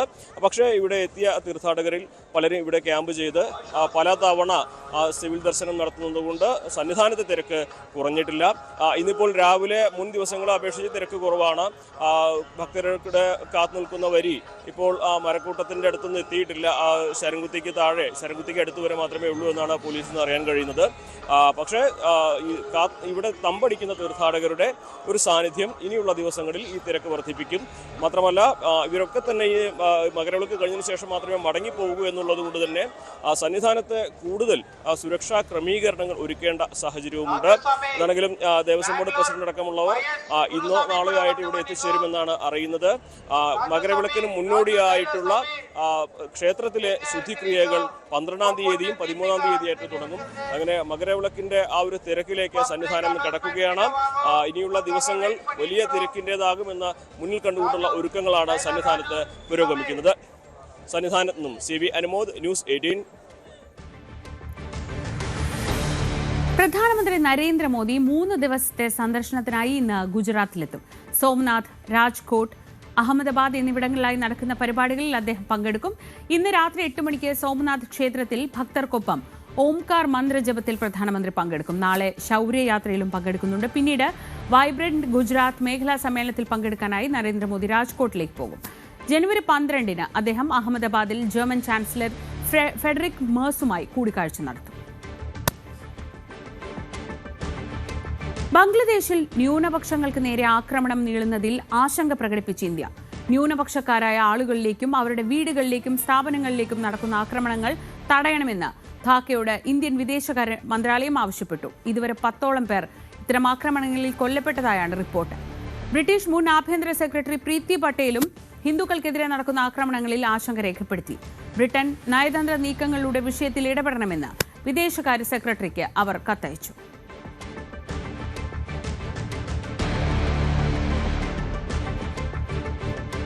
ഇറാനിൽ സ്ഥിതിഗതികൾ കൂടുതൽ വഷളാവുകയാണ്. ഇറാൻ ഭരണകൂടത്തിനെതിരെ പ്രതിഷേധിക്കുന്നവരെ ആക്രമിച്ചാൽ അതിശക്തമായി തിരിച്ചടിക്കുമെന്ന് ഡൊണാൾഡ് ട്രംപ്. സ്ഥിതിഗതികൾ സൂക്ഷ്മമായി നിരീക്ഷിക്കുകയാണെന്നും US പ്രസിഡന്റ് പറഞ്ഞു. 14ാമത്തെ ദിവസവും ഭരണകൂട വിരുദ്ധ പ്രക്ഷോഭങ്ങൾക്ക് ഇറാനിൽ ശമനമില്ല. അതേസമയം പ്രതിഷേധിക്കുന്നവരെ ആക്ഷേപിക്കുകയാണ് പരമോന്നത നേതാവ് ആയത്തുള്ള അലി ഖമനേയി.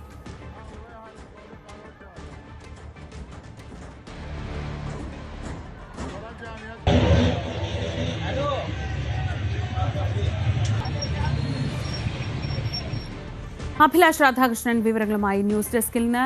അഭിലാഷ്, ട്രംപിന്റെ മുന്നറിയിപ്പുണ്ട് അവിടെ പ്രതിഷേധക്കാർക്ക് നേരെ എന്തെങ്കിലും നടപടി ഉണ്ടായാൽ ഇടപെടുമെന്ന്. പക്ഷേ അപ്പോഴും ഇറാൻ ഉറച്ച് വിശ്വസിക്കുന്ന അല്ലെങ്കിൽ പരമോന്നത നേതാവ് പറയുന്നത് ഇത് അമേരിക്കയെ പ്രീതിപ്പെടുത്താൻ നടക്കുന്ന പ്രതിഷേധമെന്നാണ്. നിലവിൽ ഇറാനിലെ സാഹചര്യം എന്താണ്? അമേരിക്കയുടെ ഭാഗത്തുനിന്നൊരു നടപടി ഉണ്ടാകാനുള്ള സാധ്യത എത്രത്തോളമാണ്? ശ്രീജ ഈ പറഞ്ഞതുപോലെ അമേരിക്കയുടെ ഭാഗത്തു നിന്നൊരു ആക്രമണം ഒരുപക്ഷെ ഉണ്ടാകാനുള്ളൊരു സാധ്യതയിലേക്കാണ് ഇറാനിലെ കാര്യങ്ങൾ പോകുന്നത് എന്ന് വേണം മനസ്സിലാക്കാൻ. കാരണം ഇപ്പോൾ ടൈം മാഗസീന് അവിടുത്തെ ഇറാനിലെ ഒരു ഡോക്ടർ കൊടുത്തിരിക്കുന്ന അവരുടെ ഒരു ഇൻ്റർവ്യൂ പ്രകാരം 217 പേർ കഴിഞ്ഞ ദിവസങ്ങളിൽ അവിടെ വെടിയേറ്റു കൊല്ലപ്പെട്ടു, പ്രതിഷേധക്കാർ കൊല്ലപ്പെട്ടു എന്നുള്ള വിവരമാണ് അവിടെ നിന്ന് പുറത്തു വരുന്നത്. ഇത് ശരിയാണെങ്കിൽ അമേരിക്കൻ പ്രസിഡന്റ് ഡൊണാൾഡ് ട്രംപ് നേരത്തെ പറഞ്ഞിരുന്നതാണ് പ്രതിഷേധക്കാർക്ക് നേരെ ഏതെങ്കിലും തരത്തിൽ വെടിയുതിർക്കുന്ന നിലപാട് ഇറാന്റെ ഭരണകൂടത്തിൽ നിന്നുണ്ടായാൽ ശക്തമായി അടിക്കും, ശക്തമായി ഇറാനെ ആക്രമിക്കുമെന്നുള്ളതാണ് ഡൊണാൾഡ് ട്രംപ് നേരത്തെ പറഞ്ഞത്. അങ്ങനെയാണെങ്കിൽ ഇക്കാര്യം ശരിയാണെന്നുണ്ടെങ്കിൽ അമേരിക്കയുടെ ഭാഗത്തു നിന്നുള്ളൊരു ആക്രമണം ഒരുപക്ഷെ ഇറാനിലേക്ക് നമുക്ക് ഏത് നിമിഷവും പ്രതീക്ഷിക്കേണ്ടി വരും. നിലവിൽ വലിയ രീതിയിൽ പ്രക്ഷോഭം തുടരുന്ന ഒരു സാഹചര്യമാണ് ഇറാനിലുള്ളത്. അവിടെ കഴിഞ്ഞ 24 മണിക്കൂറായി ഇൻ്റർനെറ്റ് കംപ്ലീറ്റ് ആയിട്ട് മുടക്കിയിരിക്കുന്ന, തടസ്സപ്പെടുത്തിയിരിക്കുന്ന ഒരു സാഹചര്യമുണ്ട്. അവിടുത്തെ നൊബേൽ പ്രൈസ് ജേതാവായിട്ടുള്ള ഷിറിൻ ഇബാദി പറയുന്നത് അവിടെ ഒരു കൂട്ടക്കൊല നടത്താനായി ആയത്തുള്ള അലി ഖമനയുടെ ഭരണകൂടം തീരുമാനിച്ചിരിക്കുന്നു. ആ വിവരങ്ങൾ പുറത്തു വരാതിരിക്കാൻ വേണ്ടിയിട്ടാണ് ഇത്തരത്തിൽ അവിടെ ഇന്റർനെറ്റ് തടസ്സപ്പെടുത്തിയിരിക്കുന്നത് എന്നുള്ളതാണ് അവരുടെ ഭാഗത്തു നിന്നുള്ള ആരോപണം. ഭരണകൂടത്തിനെതിരെ വലിയ രീതിയിലുള്ള പ്രതിഷേധം അത് വ്യാപിക്കുന്ന ഒരു സാഹചര്യമുണ്ട്. ഈ സാഹചര്യത്തിലാണ് ഹസൻ റഹീംപൂർ അസ്ഗാദി എന്ന് പറഞ്ഞിട്ട് അവിടുത്തെ ഒരു ഇറാനിയൻ ഒഫീഷ്യലുണ്ട്, ഇറാന്റെ ഭരണകൂടവുമായി ചേർന്ന് നിൽക്കുന്ന ഒരു ആളാണ്. അദ്ദേഹം പറയുന്നത് മദൂറോയെ വെനസ്വേലയിൽ നിന്ന് മദൂറോയെ എങ്ങനെ ട്രംപ് തട്ടിക്കൊണ്ടുപോയോ അതുപോലെ ഇറാൻ ട്രംപിനെ തട്ടിക്കൊണ്ടുപോകണം എന്നൊരു വിവാദമായ ഒരു പരാമർശം കൂടി നടത്തിയിരിക്കുന്ന ഒരു സാഹചര്യമുണ്ട്. അതായത് ഇറാനും അമേരിക്കയും തമ്മിൽ വലിയ രീതിയിലുള്ള ഒരു അകൽച്ച അല്ലെങ്കിൽ അവർ തമ്മിലുള്ള ഒരു സംഘർഷം കൂടുതൽ വലിയ തലങ്ങളിലേക്ക് പോകുന്നു എന്നുള്ള വിവരങ്ങളാണ് പുറത്തു വരുന്നത്. അതിൻ്റെ സൂചനകളാണ് ഇത്തരം പരാമർശങ്ങൾ വരുന്നത്. അതായത് മദൂറോയെ ട്രംപ് എങ്ങനെ തട്ടിക്കൊണ്ടുപോയോ അതേപോലെ തന്നെ ട്രംപിനെ ഇറാനും തട്ടിക്കൊണ്ടുപോകണം, ട്രംപിനെ വകവരുത്തണം എന്നുള്ളതാണ് ഇറാൻ്റെ ഭാഗത്തു നിന്ന് വരുന്ന പരാമർശങ്ങൾ. അതായത് ഇപ്പോൾ ഇറാനിൽ നടക്കുന്ന കലാപങ്ങൾ, സംഘർഷങ്ങൾ അതിന് പിന്നിൽ അമേരിക്കയാണ്. അമേരിക്കയുടെ ഭാഗത്തു നിന്നുള്ള ശക്തമായ ഇടപെടലുണ്ട്. മാത്രമല്ല അവിടെ ഭരിച്ചിരുന്ന ഭരണകൂടത്തിൻ്റെ ഏറ്റവും ഇപ്പോഴത്തെ തലമുറക്കാരനായിട്ടുള്ള മുഹമ്മദ് റേസ പഹ്ലാവി, അദ്ദേഹം അമേരിക്കയിലുണ്ട്. അദ്ദേഹത്തെ ഇവിടെ ഇറാനിൽ കൊണ്ടുവന്ന് അവിടുത്തെ ഭരണത്തെ നയിക്കാനായി പഹ്ലാവിയെ കൊണ്ടുവരണം തുടങ്ങിയിട്ടുള്ള ആവശ്യങ്ങൾ അമേരിക്കയുടെയും കൂടെ ഭാഗത്തു നിന്നുണ്ടായിട്ടുണ്ട്. ഈ ഒരു സാഹചര്യത്തിൽ വലിയ രീതിയിൽ ഖമനയി തൻ്റെ ഭരണ നേതൃത്വത്തെ ഇറാനിൽ പിടിച്ചു നിർത്താനും അവിടെ നിന്ന് തൻ്റെ ഇപ്പോഴത്തെ പ്രതിഷേധത്തെ അടിച്ചമർത്താനും ശ്രമിക്കുന്ന ഒരു സാഹചര്യം കൂടി നിലവിലുണ്ട്. ഇതിനിടയിലാണ് അലി ഖമനയി നാട് വിടാൻ പോകുന്നു എന്നുള്ള വാർത്തകൾ വരുന്നത്. അങ്ങനെ ഇറാനെ സംബന്ധിച്ച് ഏറ്റവും നിർണായകമായ അല്ലെങ്കിൽ ഏറ്റവും കലുഷിതമായ ഒരു സാഹചര്യത്തിൽ കൂടെയാണ് ഇപ്പോൾ കടന്നു പോകുന്നത്. ഈ ഒരു സാഹചര്യത്തിൽ അമേരിക്ക എന്ത് ചെയ്യുന്നു എന്നുള്ളതാണ് ഇപ്പോൾ ലോകം ഉറ്റുനോക്കിക്കൊണ്ടിരിക്കുന്നത്. ശ്രീജ. ശരി, അഭിലാഷാണ് വിവരങ്ങൾ നൽകിയത്. മറ്റു വാർത്തകളിലേക്ക് നമുക്ക് മടങ്ങിയെത്താം ഇടവേളയ്ക്ക് ശേഷം. കണ്ഠരര് രാജീവരുടെ അറസ്റ്റോടെ ശബരിമല സ്വർണ്ണക്കൊള്ളക്കേസ് നിർണായകമായ ഒരു വഴിത്തിരിവിലെത്തി നിൽക്കെ CPM സംസ്ഥാന സെക്രട്ടേറിയറ്റ് യോഗം ഇന്ന് ചേരും. തന്ത്രിയുടെ അറസ്റ്റിനെ തുടർന്നുള്ള സാഹചര്യങ്ങൾ ഇന്നത്തെ യോഗം വിലയിരുത്തും. ജമാഅത്തെ ഇസ്ലാമിയുമായി ബന്ധപ്പെട്ട് AK ബാലൻ നടത്തിയ പരാമർശങ്ങളെ ചൊല്ലിയുള്ള വിവാദങ്ങളും ചർച്ചയാകും. നിയമസഭാ തെരഞ്ഞെടുപ്പിന്റെ തയ്യാറെടുപ്പുകളാണ് യോഗത്തിന്റെ പരിഗണനയ്ക്ക് വരുന്ന മറ്റൊരു പ്രധാനപ്പെട്ട വിഷയം. VV അരുൺ ചേരുന്നു വിവരങ്ങളുമായി. അരുൺ, ശബരിമല സ്വർണ്ണക്കൊള്ള എത്രത്തോളം കഴിഞ്ഞ തെരഞ്ഞെടുപ്പിൽ ബാധിച്ചിട്ടുണ്ട് എന്നതിൽ CPMൽ പല അഭിപ്രായങ്ങളൊക്കെ ഉണ്ട്. CPM അത് അംഗീകരിക്കുന്നുമില്ല. പക്ഷേ തന്ത്രിയുടെ അറസ്റ്റ് വരെ കാര്യങ്ങൾ എത്തി നിൽക്കുന്ന ഒരു സാഹചര്യത്തിൽ, തെരഞ്ഞെടുപ്പ് വളരെ അടുത്തൊരു സാഹചര്യത്തിൽ ഇന്നത്തെ യോഗത്തിൽ അതൊരു പ്രധാന വിഷയം തന്നെ ആവില്ലേ? മറ്റെന്തൊക്കെ വിഷയങ്ങളാണ് ഇന്ന് നമ്മൾ പരിഗണനയ്ക്ക് വരുമെന്ന് പ്രതീക്ഷിക്കുന്നത്? ശ്രീജ, ശബരിമല സ്വർണ്ണക്കൊള്ള CPMന് അങ്ങേറ്റം പ്രതിരോധത്തിലാക്കിയ ഒരു വിഷയമാണ്. CPMന് വലിയ ആരോപണങ്ങൾ ഉയർന്നു വന്നതുമാണ്. ഇപ്പോൾ CPM നിയോഗിച്ച ദേവസ്വം ബോർഡ് പ്രസിഡന്റോ അല്ലെങ്കിൽ ആ കാലത്തുള്ള ഉദ്യോഗസ്ഥർക്കോ അപ്പുറത്തേക്ക് ശബരിമലയിലെ തന്ത്രി തന്നെ ജയിലിലാകുമ്പോൾ അത് CPMന് ഒരു തരത്തിൽ ആശ്വാസം നൽകുന്ന വിവരം തന്നെയാണ്. കാരണം ദേവനുമായി ഏറ്റവും അടുത്ത് നിൽക്കുന്നവർ തന്ത്രി കുടുംബമാണ്. അത്തരത്തിലൊരാളാണ് ഇപ്പോൾ ഈ കേസിൽ അറസ്റ്റിലായിരിക്കുന്നത്. അതുതന്നെ ഇതിന് പിന്നിൽ മറ്റു ചില ലക്ഷ്യങ്ങൾ കൂടിയുണ്ട്. പോറ്റിയെ കൊണ്ടുവന്നത്, പോറ്റിയെ കയറ്റിയത് ആരെന്ന പാരഡി ഗാനമൊക്കെ നമ്മൾ ഈ ഘട്ടത്തിൽ ഓർക്കേണ്ടതാണ്. പോറ്റിയെ കയറ്റിയത് CPM എന്ന വലിയ ആരോപണമാണ് നേരിട്ട്. പക്ഷേ ഇപ്പോൾ പോറ്റിയെ കയറ്റിയത് തന്ത്രിയാണ് എന്ന തരത്തിലാണ് SITയുടെ കണ്ടെത്തൽ. അതുതന്നെ CPMന് ആ രീതിയിൽ ആശ്വാസം നൽകുന്ന കാര്യമാണ്. പക്ഷേ CPM ഇതുവരെയും ആ രീതിയിൽ അങ്ങനെ ഒരു പ്രതികരണം നടത്തിയിട്ടില്ല. ആരൊക്കെ കുറ്റക്കാരുണ്ടോ അവരൊക്കെ ശിക്ഷിക്കപ്പെടേണ്ട നിലപാട് മാത്രമാണ് CPM ഈ ഘട്ടത്തിൽ സ്വീകരിച്ചത്. അതുതന്നെ അതിനുശേഷമാണ് സംസ്ഥാന സെക്രട്ടേറിയറ്റ് യോഗം ചേരുന്നതും. ഏതായാലും ആ വിഷയത്തിൽ ചർച്ചകൾ ഉണ്ടായേക്കാം. ഈ തുടർ നീക്കങ്ങളിൽ എങ്ങനെയൊക്കെ കാര്യങ്ങൾ വരുമെന്ന കാര്യം CPM സ്വാഭാവികമായും ചർച്ച ചെയ്യും. മറ്റൊരു വിഷയം ചർച്ചയാകാൻ സാധ്യതയുള്ളത് ജമാഅത്തെ ഇസ്ലാമിയുമായി ബന്ധപ്പെട്ട സംഭവങ്ങളാണ്. ജമാഅത്തെ ഇസ്ലാമിക്കെതിരെ നടത്തിയ AK ബാലൻ CPMന്റെ മുൻ കേന്ദ്ര കമ്മിറ്റി അംഗം കൂടിയായ നേതാവ് നടത്തിയ പരാമർശങ്ങൾ വലിയ ചർച്ചയായി മാറിയിട്ടുണ്ട്. അതിനുശേഷം മുഖ്യമന്ത്രിക്ക് ആ വിഷയത്തിൽ ഇടപെട്ട് സംസാരിക്കേണ്ടി വന്നു. മുഖ്യമന്ത്രി ബാലനെ പൂർണ്ണമായി തള്ളിപ്പറയാൻ തയ്യാറായിരുന്നില്ല. എന്നാൽ ഇടതുമുന്നണി കൺവീനർ TP രാമകൃഷ്ണൻ അതുപോലെ തന്നെ MV ഗോവിന്ദൻ സംസ്ഥാന സെക്രട്ടറിയും ഒക്കെ ബാലന്റെ നിലപാടിനോട് യോജിക്കുന്ന പ്രതികരണമല്ല നടത്തിയത്. മുഖ്യമന്ത്രി പറഞ്ഞത് മാറാട് കലാപകാര്യങ്ങൾ മാത്രമാണെന്ന് പിന്നീട് ഇടതുമുന്നണി കൺവീനർ അടക്കമുള്ളവർ വിശദീകരിക്കുകയും ചെയ്തു. ഏതായാലും ഇന്നത്തെ യോഗത്തിൽ പക്ഷേ ഈ വിഷയങ്ങൾ ചർച്ചയ്ക്ക് വന്നേക്കാം.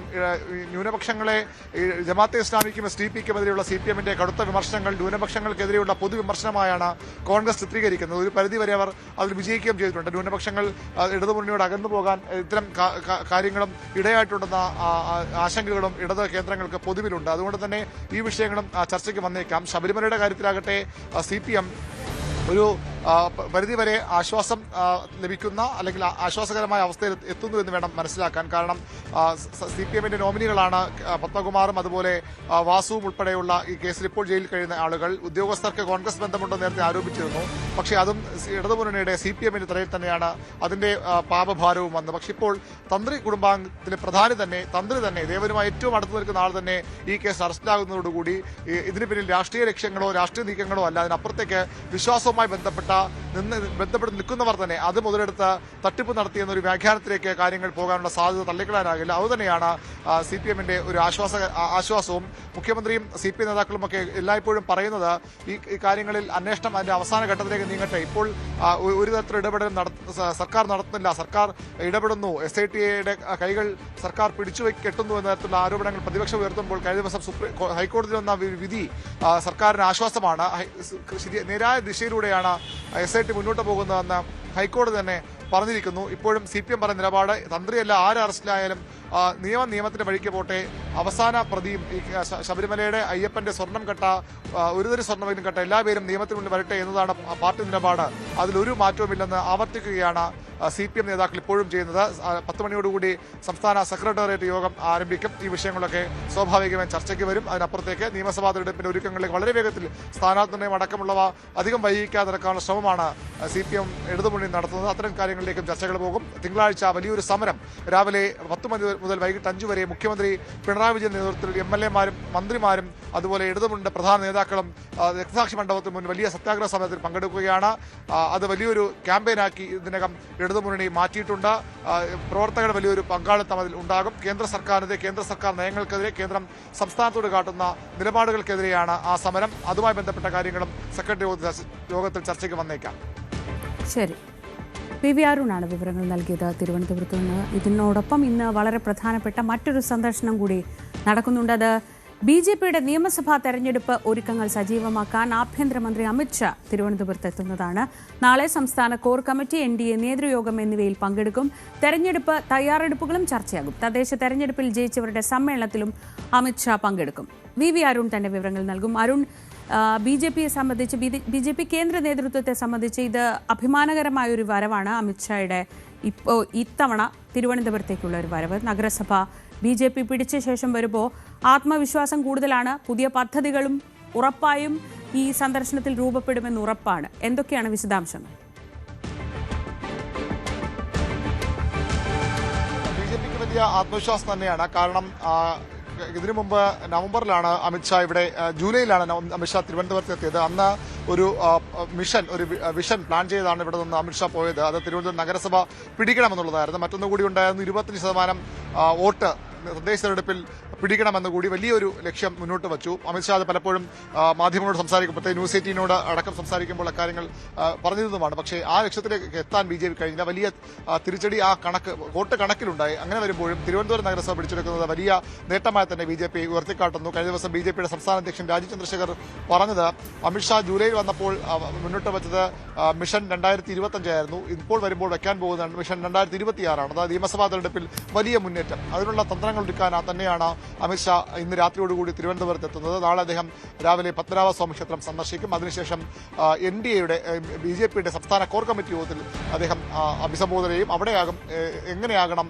നിയമസഭാ തെരഞ്ഞെടുപ്പിൽ BJPയുടെ ലക്ഷ്യം എങ്ങനെയാകണം, എന്തൊക്കെയാകും ടാർഗറ്റ്, എങ്ങനെയൊക്കെ മുന്നോട്ട് പോകാമെന്ന് കൃത്യമായ ഒരു പ്ലാൻ അമിത്ഷാ അവതരിപ്പിക്കുക. കേന്ദ്ര നേതൃത്വത്തിന്റെ കൃത്യമായ നിർദ്ദേശപ്രകാരം തന്നെയാകും സംസ്ഥാന BJP നിയമസഭാ തെരഞ്ഞെടുപ്പിനെയും നേരിടാൻ ഒരുങ്ങുന്നത്. അതിനുള്ള തയ്യാറെടുപ്പ് ഇതിനകം വന്നു കഴിഞ്ഞു. വൈകാതെ അമിത്ഷാ ഇവിടുന്ന് പോയാൽ വൈകാതെ പാർലമെന്ററി ബോർഡ് ചേർന്ന BJPയുടെ ആദ്യഘട്ട സ്ഥാനാർത്ഥി പട്ടികയെങ്കിലും പുറത്തിറക്കും. തിരുവനന്തപുരത്തെ പ്രധാന മണ്ഡലങ്ങൾ സംസ്ഥാന നേതാക്കൾ മത്സരിക്കുന്ന കഴക്കൂട്ടം, അതുപോലെ തന്നെ നേമം അടക്കമുള്ള മണ്ഡലങ്ങളിലെങ്കിലും സ്ഥാനാർത്ഥികളെ BJP പ്രഖ്യാപിച്ചേക്കും. വളരെ വേഗത്തിൽ തെരഞ്ഞെടുപ്പ് രംഗത്ത് സജീവമാകാനാണ് BJPയുടെ ശ്രമം. അമിത്ഷായുടെ സന്ദർശനം അതിന്റെ ഏറ്റവും നിർണായകമായ ഒരു നീക്കമായി കൂടി കാണേണ്ടതുണ്ട്.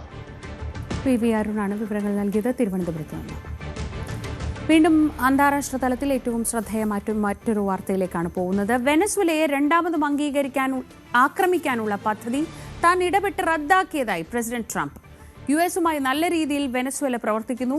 അടുത്തയാഴ്ച വെനസ്വേലൻ പ്രതിപക്ഷ നേതാവ് മരിയ കൊറീന മച്ചാഡോയെ കാണാൻ പദ്ധതിയുണ്ടെന്നും ട്രംപ് വ്യക്തമാക്കി. അഭിലാഷ് രാധാകൃഷ്ണൻ വിവരങ്ങളുമായി. അഭിലാഷ്, ആവശ്യമെങ്കിൽ വെനസ്വേലയെ വീണ്ടും ആക്രമിക്കുമെന്നൊരു മുന്നറിയിപ്പ് മദുറോയെ അമേരിക്കയിൽ എത്തിച്ചതിന് പിന്നാലെ ട്രംപ് നടത്തിയിരുന്നു. പക്ഷേ കാര്യങ്ങളൊക്കെ അമേരിക്ക വിചാരിക്കുന്ന തരത്തിലാണ് നടക്കുന്നത് എന്നതാണോ ആ പദ്ധതി താൻ റദ്ദാക്കി എന്നതുകൊണ്ട് ഡൊണാൾഡ് ട്രംപ് ഉദ്ദേശിക്കുന്നത്? തീർച്ചയായിട്ടും ശ്രീജ, ഇപ്പോൾ ഡെൽസി റോഡ്രിഗസ് വെനസ്വേലയുടെ ഇപ്പോഴത്തെ ഇടക്കാല പ്രസിഡന്റാണ്. അവർ അമേരിക്കയുടെ ചൊൽപ്പടിക്ക് നിൽക്കാം എന്നുള്ള ഒരു രീതിയിലേക്ക് നിലപാട് മാറ്റിയിരിക്കുന്നു. അമേരിക്കയുമായി സഹകരിച്ച് പ്രവർത്തിക്കാമെന്നുള്ളതാണ് ഡെൽസി റോഡ്രിഗസിന്റെ നിലപാട്. അതൊരു പക്ഷേ ഒരു പ്രാക്ടിക്കൽ ആയിട്ടുള്ള ഒരു നിലപാട് കൂടിയാണ്. കാരണം അമേരിക്കയെ പോലൊരു വലിയ രാജ്യത്തിനെതിരെ പൊരുതി നിൽക്കാൻ ഡെൽസി റോഡ്രിഗസിനോ വെനസ്വേലയ്ക്കോ കഴിയില്ല എന്നുള്ള തിരിച്ചറിവ് ഡെൽസിക്കുണ്ട്. അതുകൊണ്ട് തന്നെയാണ് ഇത്തരത്തിൽ ഒരു നിലപാടിലേക്ക് ഡെൽസി എത്തുന്നത്. നേരത്തെ മദൂറോ അമേരിക്കയോട് വലിയ രീതിയിൽ പടവെട്ട് നിന്നൊരു നേതാവായിരുന്നു. പക്ഷേ മദൂറോയെ വളരെ എളുപ്പത്തിലാണ് അമേരിക്ക പിടിച്ചുകൊണ്ടുപോയതും ഇപ്പോൾ ജയിലിലാക്കിയിരിക്കുന്നതും. ഇനിയൊരു ഇത്തരത്തിലൊരു ആക്രമണത്തെ നേരിടാനുള്ള ഒരു കഴിവ് വെനസ്വേലയ്ക്കോ അവിടുത്തെ ഇപ്പോഴത്തെ ഭരണകൂടത്തിനോ ഇല്ലാത്തൊരു സാഹചര്യത്തിൽ തത്കാലം ഒരു പ്രാക്ടിക്കൽ നിലപാടെടുത്ത് മുന്നോട്ട് പോകാമെന്നുള്ളതാണ് ഡെൽസി റോഡ്രിഗസിന്റെ നിലപാട്. ആ ഒരു നിലപാടിന് പിന്നാലെയാണ് അമേരിക്ക വീണ്ടും വെനസ്വേലയെ ആക്രമിക്കാനുള്ള ഒരു പദ്ധതിയെ ഒഴിവാക്കിയത്. എന്തായാലും അവിടുത്തെ എണ്ണ നിക്ഷേപം, വെനസ്വേലയിലെ എണ്ണ നിക്ഷേപം മുഴുവനായും കൊണ്ടുപോകാനുള്ള തീരുമാനത്തിലേക്കാണ് അമേരിക്ക എത്തിയിരിക്കുന്നത്. 30 ബില്യൺ ബാരൽ മുതൽ 50 ബില്യൺ ബാരൽ വരെ ക്രൂഡ് ഓയിൽ അവിടുന്ന് കൊണ്ടുപോകാൻ അമേരിക്ക തീരുമാനിച്ചിരിക്കുന്നു. അതുമായി ബന്ധപ്പെട്ട് അമേരിക്കൻ കമ്പനികളെ വെനസ്വേലയിലേക്ക് പറഞ്ഞയക്കാനുള്ള തീരുമാനമെടുക്കുകയാണ് ഡൊണാൾഡ് ട്രംപ്. ഇതുമായി ബന്ധപ്പെട്ട് അമേരിക്കൻ ക്രൂഡ് ഓയിൽ കമ്പനികളുമായുള്ള ചർച്ചകൾ ഡൊണാൾഡ് ട്രംപിന്റെ ഓഫീസ് തുടങ്ങിക്കഴിഞ്ഞിരിക്കുന്നു. നിരവധി 4ഓളം കമ്പനികളെ അവിടെ എത്തിക്കാനും അതുവഴി നിരവധി തൊഴിലവസരങ്ങൾ വെനസ്വേലയിൽ സൃഷ്ടിക്കുമെന്നുമാണ് ഡൊണാൾഡ് ട്രംപിന്റെ പ്രഖ്യാപനം. $100 ബില്യൺ നിക്ഷേപമാണ് ആദ്യഘട്ടത്തിൽ വെനസ്വേലയിലേക്ക് അമേരിക്ക നടത്താൻ ഉദ്ദേശിക്കുന്നത്. ഇതുമായി ബന്ധപ്പെട്ട് അവിടുത്തെ വെനസ്വേലയിലെ തകർന്നടിഞ്ഞ സമ്പദ്ഘടനയെ തിരിച്ചു കൊണ്ടുവരാനും വെനസ്വേലയെ ഒരു നല്ല വികസിത രാജ്യമാക്കി മാറ്റാനും അമേരിക്കയുടെ ഭാഗത്തു നിന്നുള്ള നടപടികൾ ഉണ്ടാകും. പകരം വെനസ്വേലയിലെ എണ്ണ നിക്ഷേപത്തിൽ മുഴുവൻ അധികാരവും അമേരിക്കയ്ക്ക് ലഭിക്കണമെന്നുള്ളതാണ് ഡൊണാൾഡ് ട്രംപിന്റെ നിലപാട്. അത്തരത്തിൽ താൻ വരച്ച വരയിൽ വെനസ്വേല മുന്നോട്ട് പോകുന്ന ഒരു സാഹചര്യത്തിൽ കൂടുതൽ ആക്രമണങ്ങൾ വേണ്ട എന്നുള്ളൊരു നിലപാടിലേക്കാണ് അമേരിക്ക എത്തിയിരിക്കുന്നത്. അതേസമയം തന്നെ ഇപ്പോഴത്തെ ഭരണ നേതൃത്വത്തിനെതിരായി നിൽക്കുന്ന നൊബേൽ സമ്മാന ജേതാവ് കൂടിയായിട്ടുള്ള മരിയ കൊറീന മച്ചാഡോയെ വരുന്ന ആഴ്ച ചൊവ്വാഴ്ചയോ ബുധനാഴ്ചയോ താൻ നേരിൽ കാണുമെന്നാണ് ഡൊണാൾഡ് ട്രംപ് പറഞ്ഞിരിക്കുന്നത്. നേരത്തെ അവരെ അധികാരത്തിൽ മരിയ കൊറീന മച്ചാഡോയെ അധികാരത്തിൽ ഡൊണാൾഡ് ട്രംപ് എത്തിക്കുമെന്ന് വിചാരിച്ചിരുന്നെങ്കിലും ഈ മദൂറോയെ പിടിച്ചുകൊണ്ടുപോയതിന് പിന്നാലെ മച്ചാഡോയെ തള്ളിക്കളയുന്നൊരു നിലപാടാണ് ഡൊണാൾഡ് ട്രംപ് എടുത്തിരുന്നത്. ഈ ഒരു സാഹചര്യത്തിൽ ഈ കൂടിക്കാഴ്ച ഏറ്റവും നിർണായകമാണ്. ഒരു സമയത്ത് മച്ചാഡോ പറഞ്ഞിരുന്നതാണ് തനിക്ക് ലഭിച്ച സമാധാന നൊബേൽ സമ്മാനം അതിൻ്റെ യഥാർത്ഥ അർഹൻ ഡൊണാൾഡ് ട്രംപാണ്. അതുകൊണ്ട് തന്നെ അദ്ദേഹവുമായി അത് പങ്കിടാൻ താൻ ഒരുക്കമാണെന്നുള്ള പരാമർശങ്ങൾ വരെ മച്ചാഡോയുടെ ഭാഗത്തുനിന്നുണ്ടായി. ഈ ഒരു സാഹചര്യത്തിൽ കൂടി ആ ഒരു കൂടിക്കാഴ്ച വളരെ നിർണായകമായ ഒന്നുകൂടിയാണ്. ശ്രീജ, ശരി. അഭിലാഷാണ് വിവരങ്ങൾ നൽകിയത് ന്യൂസ് ഡെസ്കിൽ നിന്ന്. മൂന്നാർ ടൗണിൽ തെരുവ് നായയുടെ ആക്രമണത്തിൽ നിന്ന് പെൺകുട്ടി തലനാരിഴക്കി രക്ഷപ്പെട്ടു. കുറച്ചുകൊണ്ട് പാഞ്ഞെത്തിയ തെരുവുനായ പെൺകുട്ടി ആക്രമിക്കാൻ മുതിർന്നെങ്കിലും ഒച്ചവെച്ചതോടെ പിന്തിരിയുകയായിരുന്നു.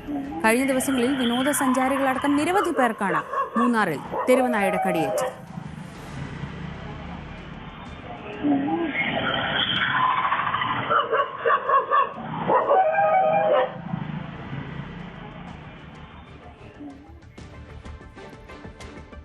വയനാട്ടിൽ ഇത്തവണ തണുപ്പ് വർദ്ധിച്ചത് കാപ്പി കർഷകർക്ക് തിരിച്ചടിയാകുന്നു. കാപ്പിക്കരുവിന്റെ ഉണക്കം കുറയുന്നത് ഗുണനിലവാരത്തെയും വിപണി വിലയെയും ബാധിക്കുമെന്ന് കോഫി ബോർഡ് മുന്നറിയിപ്പ് നൽകി. കാലാവസ്ഥയിലുണ്ടായ ഈ മാറ്റം തങ്ങളെ വലിയ പ്രതിസന്ധിയിലാക്കിയെന്ന് കർഷകരും പറയും. മുൻ വർഷങ്ങളെ അപേക്ഷിച്ച് വയനാട്ടിൽ ഇത്തവണ തണുപ്പ് ക്രമാതീതമായി വർദ്ധിച്ചിരിക്കുകയാണ്. ഇത് കാപ്പിക്കുരു ഉണക്കുന്നതിനെ നേരിട്ട് ബാധിക്കുന്നു. അന്താരാഷ്ട്ര വിപണിയിൽ വലിയ ഡിമാൻഡുള്ള വയനാടൻ റോബസ്റ്റയുടെ ഗുണമേന്മ നിലനിർത്താൻ ചുരുങ്ങിയത് 12 ദിവസമെങ്കിലും കൃത്യമായി ഉണക്കണമെന്നാണ് കോഫി ബോർഡ് അധികൃതരുടെ നിർദ്ദേശം. സിമന്റ് ചെയ്തതോ ഇന്റർലോക്ക് പാകിയതോ ആയ കളങ്ങളിൽ മാത്രമേ കാപ്പി ഉണക്കാവൂ. കാപ്പിയിലെ ജലാംശം 10% താഴെയാണെന്ന് ഉറപ്പുവരുത്തിയാൽ മാത്രമേ മികച്ച വിപണി മൂല്യം ലഭിക്കുകയുള്ളൂ. വിളവെടുപ്പ് കാലത്തുണ്ടായ ഈ കാലാവസ്ഥാ വ്യതിയാനം തങ്ങളെ വലിയ പ്രതിസന്ധിയിലാക്കിയതായി കർഷകർ പറയുന്നു. കാലാവസ്ഥാ വ്യതിയാനം മൂലം വയനാട്ടിലെ കാപ്പി കർഷകരുടെ ബുദ്ധിമുട്ടുകൾ വളരെ കൂടുതലാണ്. 4-5 തവണയൊക്കെ ആയിട്ട് വേണം കാപ്പി ഇപ്പോൾ പറിക്കണമെങ്കിൽ. അത് കൃഷിക്കാരെ സംബന്ധിച്ചിടത്തോളം വളരെ ബുദ്ധിമുട്ടുള്ള ഒരു കാര്യമായി മാറിയിട്ടുണ്ട്. കാപ്പിക്ക് കേടും കൂടുതലാണ്. തണുപ്പ് കൂടിയതോടെ കാപ്പി കൃത്യമായ രീതിയിൽ ഉണക്കിയെടുക്കാൻ കഴിയാത്തത് വലിയ സാമ്പത്തിക നഷ്ടമുണ്ടാക്കുമെന്ന ആശങ്കയിലാണ് ജില്ലയിലെ കാപ്പി കർഷകർ. ഇന്ത്യയിലെ കാപ്പി ഉൽപാദനത്തിൽ 2ാം സ്ഥാനത്തുള്ള വയനാട്ടിൽ 70,000-ഓളം കുടുംബങ്ങളാണ് ഈ കൃഷിയെ ആശ്രയിച്ച് കഴിയുന്നത്. തൊഴിലാളി ക്ഷാമം രൂക്ഷമായതിനാൽ പഴുത്ത കാപ്പിയും പച്ചക്കാപ്പിയും ഒരുമിച്ച് പറിക്കുന്ന പ്രവണത ഇപ്പോൾ വ്യാപകമാണ്. ഇത് ഒഴിവാക്കണമെന്നും പച്ചക്കുരു വേർതിരിച്ച് ഉണക്കണമെന്നും അധികൃതർ നിർദ്ദേശിക്കുന്നു. ഉണക്ക് കുറഞ്ഞാലും സൂക്ഷിക്കുന്ന സ്ഥലത്ത് ഈർപ്പമുണ്ടെങ്കിൽ ഫംഗസ് ബാധയ്ക്ക് സാധ്യതയുണ്ട്. ഇങ്ങനെ സംഭവിച്ചാൽ കാപ്പിയുടെ ഗുണനിലവാരത്തെയും വിലയെയും അത് സാരമായി ബാധിക്കും. വിളവെടുപ്പ് കാലത്തെ 1 മാസത്തെ ശ്രദ്ധക്കുറവ് 1 വർഷത്തെ വിപണിയെ ബാധിക്കുമെന്ന് കോഫി ബോർഡ് അധികൃതർ മുന്നറിയിപ്പ് നൽകുന്നു. ആഗോള വിപണിയിലെ മാറ്റങ്ങൾ കർഷകരെ ബാധിക്കാൻ സാധ്യതയുള്ളതിനാൽ നിലവിലെ സാഹചര്യത്തിൽ കർഷകർ പ്രത്യേക ജാഗ്രത പുലർത്തണമെന്നും അധികൃതർ പറയുന്നു. ജയരാജ് ബത്തേരി, ന്യൂസ് 18 വയനാട്. ഇടുക്കിയിൽ കനത്ത തണുപ്പാണ്. ഇപ്പോൾ നമ്മൾ വയനാട്ടിലെ അവസ്ഥ പറഞ്ഞതുപോലെ തന്നെ കനത്ത തണുപ്പും കോടമഞ്ഞും ഒക്കെ ഉണ്ട്. പക്ഷേ ഇതിനൊക്കെ അവഗണിച്ച് അവിടെ ഇടുക്കിയുടെ മൈതാനങ്ങളിൽ വീണ്ടും വോളിബോൾ ആരവം ഉയരുകയാണ്. കുടിയേറ്റ കാലം മുതൽ ഹൈറേഞ്ചിന്റെ ആവേശമായ വോളിബോൾ മത്സരങ്ങൾ വീണ്ടും മൈതാനങ്ങളിലേക്ക് തിരിച്ചെത്തുകയും അവിടെ അടക്കി വാഴുകയുമാണ്. വോളിബോൾ മത്സരങ്ങളുടെ തീ പാറുന്ന ആവേശത്തിലാണ് മലയോര ജനത. മലപ്പുറത്ത് കാൽപന്ത് കളി എങ്ങനെയാണോ അതുപോലെ ഇടുക്കിയുടെ രക്തത്തിൽ അലിഞ്ഞു ചേർന്നതാണ് വോളിബോളും. കുടിയേറ്റ കാലത്ത് മലയോര ജനതയെ ഒരുമിച്ച് നിർത്തുന്നതിൽ വോളിബോൾ വലിയ പങ്ക് വഹിച്ചിട്ടുണ്ട്. ചെറിയ മൈതാനങ്ങൾ മതിയെന്നതാണ് വോളിബോൾ ഇടുക്കിയിൽ വേരോടാൻ പ്രധാന കാരണം. കുടിയേറ്റ കാലം മുതൽ ഇവിടുത്തെ കർഷകർക്ക് ഏറ്റവും അവരുടെ വിനോദത്തിനും കായിക വിനോദത്തിനുമെല്ലാമായി നടത്തിപ്പോകുന്ന വോളിബോൾ ടൂർണമെന്റ്. ആ ടൂർണമെന്റ് ഈ തോണപ്പാറയിൽ നടക്കുമ്പോൾ അടുത്ത സംസ്ഥാനങ്ങളിൽ നിന്ന് പോലും ആളുകൾ എത്തിച്ചേർന്നിരിക്കുകയാണ്. ഇന്നിവിടെ ഏറ്റുമുട്ടുന്ന ഒന്ന് തമിഴ്നാടിന്റെ ടീം, ഒന്ന് കൊസൂർ ടീം, അതായത് കർണാടക ടീം കൂടിയാണ് ഇവിടെ ഏറ്റുമുട്ടുന്നത്. അതിശക്തമായ മത്സരം തന്നെയാണ് ഇവിടെ നടക്കുന്നത്. ആയിരക്കണക്കിന് കാണികൾ ഇത് കാണുന്നതിന് വേണ്ടിയിട്ട് എത്തിച്ചേരുന്നത് വോളിബോളിനോടുള്ള അവരുടെ മാനസികമോ ശാരീരികമായി അവർക്ക് അത്രമാത്രം താല്പര്യമുള്ളതുകൊണ്ടാണ് അവർ എത്തിച്ചേർന്നിരിക്കുന്നത്.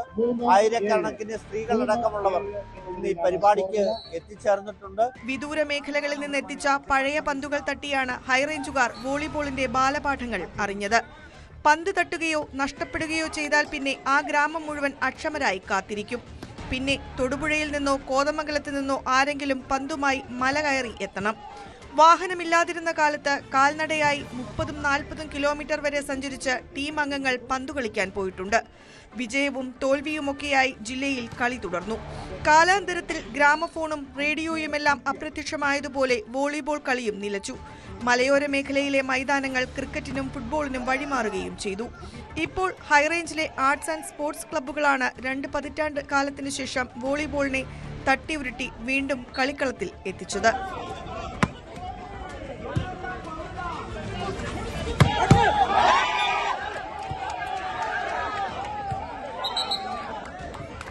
പഴയ നാട്ടുകാരായ കളിക്കാരല്ല കാണികൾക്ക് ഇന്ന് ആവേശം.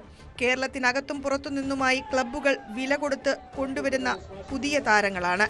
കനത്ത സമ്മാനത്തുകയേക്കാൾ ഗ്രാമങ്ങളുടെ ആഹ്ലാദവും ആവേശവുമാണ് ഇവരെ വീണ്ടും വീണ്ടും മല കയറി വോളിബോൾ കളിക്കാൻ പ്രേരിപ്പിക്കുന്നത്. ന്യൂസ് 18 ഇടുക്കി. ഇപ്പോൾ കോൺഗ്രസ് നേതാവ് കെ മുരളീധരൻ മാധ്യമങ്ങളെ കാണുന്നു.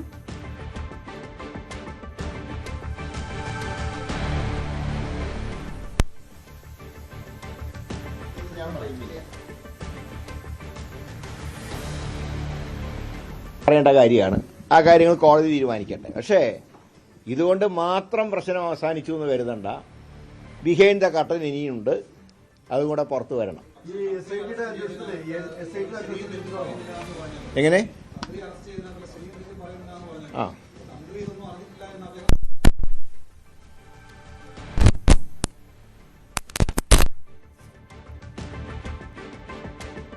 തന്ത്രിയുടെ അറസ്റ്റ് കൊണ്ട് കാര്യങ്ങൾ തീരില്ല.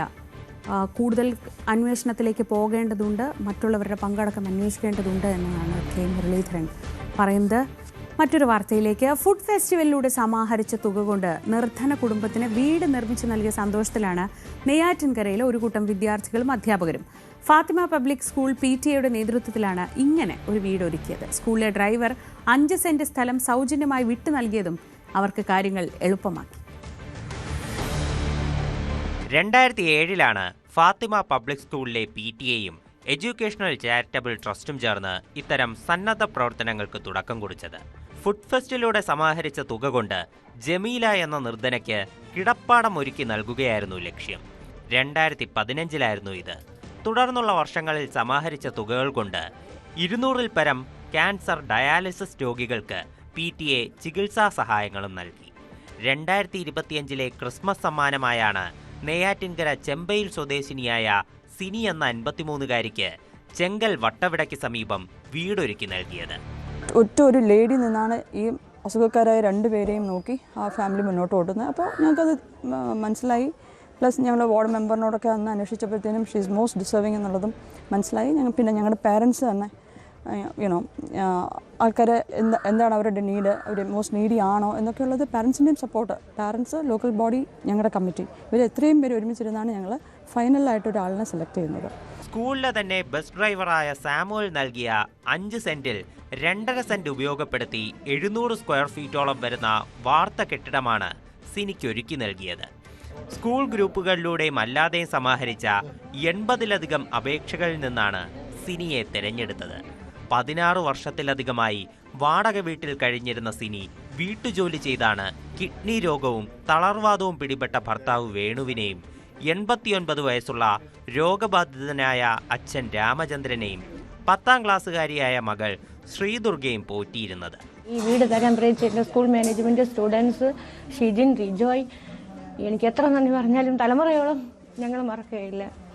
അങ്ങനെയാണ് എനിക്ക് തോന്നുന്നത് അഭിമാനപൂർവ്വമായ ഒരു ദിവസം. ഇത്രയും ആൾക്കാർ വന്ന് ഇവിടെ, വളരെ നല്ല ആൾക്കാർ, എല്ലാവർക്കും വളരെ നല്ല സന്തോഷം, നന്ദി തോന്നുന്നു. ചൂരൽമലയിലെ ദുരന്തം മാനസികമായി തളർത്തിയതായിരുന്നു സാമുവലിനെ 5 സെന്റ് സ്ഥലം കിടപ്പാടമില്ലാത്തവർക്ക് നൽകാൻ പ്രേരിപ്പിച്ചത്.